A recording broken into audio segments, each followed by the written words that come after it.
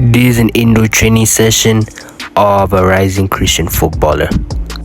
Alright, so first I just did some leg raises and I did about 7 to 8 on both sides.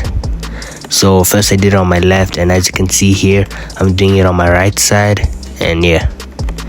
And then I did this stretch. I'm not sure what the name is, but you put your knees and your legs together and you rotate your hips one way and you go side to side for about 8 reps.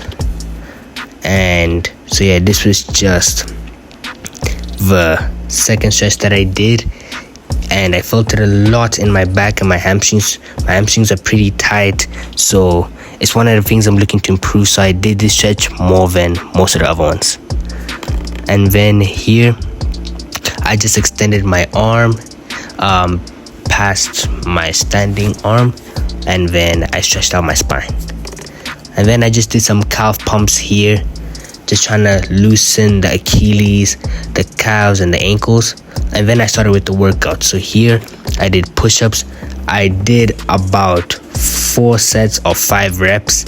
As you can see here, my back, it tends to arch whenever I'm doing push-ups because I'm fatigued and I'm not necessarily using correct form.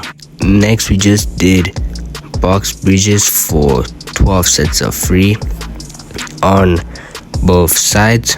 And yeah, I felt this a lot more in my hamstrings and my glutes. Then we just did lateral lunges, the same thing here. I did also about 3 sets of 12. And then that was my workouts. I just did quad stretch.